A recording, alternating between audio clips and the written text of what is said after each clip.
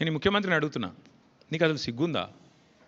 Maharashtra police వాళ్ళు వచ్చి ఇక్కడ నెలల తరబడి ఆ కంపెనీలో కూలీలుగా చేరి, కార్మికులుగా చేరి, నెలల తరబడి పరిశోధించి, చివరికి అది డ్రగ్స్ అని తెలుసుకున్న తర్వాత, నిర్ధారించుకున్న తర్వాత, నీకు ఖబర్ లేకుండా, నీ పోలీసులకు ఖబర్ లేకుండా, నీ ఇంటెలిజెన్స్ వ్యవస్థ కుప్పగూలిపోయి, వాళ్ళు వచ్చి దాడి చేసి, మహారాష్ట్ర పోలీసు వాళ్ళు వచ్చి హైదరాబాద్లోని చర్లపల్లిలో దాడి చేసి 12,000 కోట్ల డ్రగ్స్ పట్టుకున్నారు.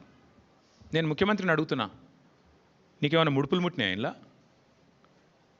12,000 కోట్లు 21 నెలల నుంచి ఏం చేస్తున్నావు? నీ ఈగల్ ఏం చేస్తుంది? నీ హైడ్రా ఏం చేస్తుంది? నీ హోంమంత్రిత్వ శాఖ ఏం చేస్తుంది? నీ పోలీస్ ఇంటెలిజెన్స్ ఏం చేస్తుంది? ముడుపులు తీసుకోవడంలో బిజీగా ఉన్నారా?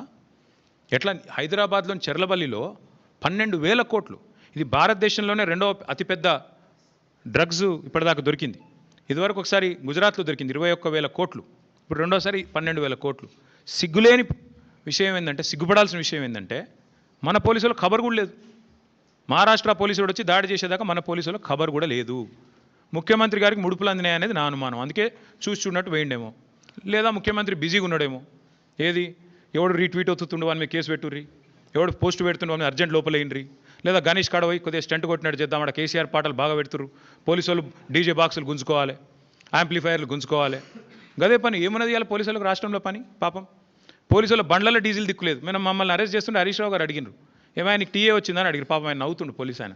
డిఏ వచ్చినాదే, టీఏ వచ్చినాదే, మీ బండ్లలో డీజిల్ అని వస్తున్నాదే అంటే చెప్పలేకపోతున్నారు. పోలీసు వాళ్ళు నవ్వుతున్నారు. అట్లాంటి పరిస్థితి ఉన్నది వాళ్ళు. అందుకే ఈ రాష్ట్ర హోంమంత్రికే ముడుపులు అందినట్టుగా నాకైతే అనుమానం ఉంది.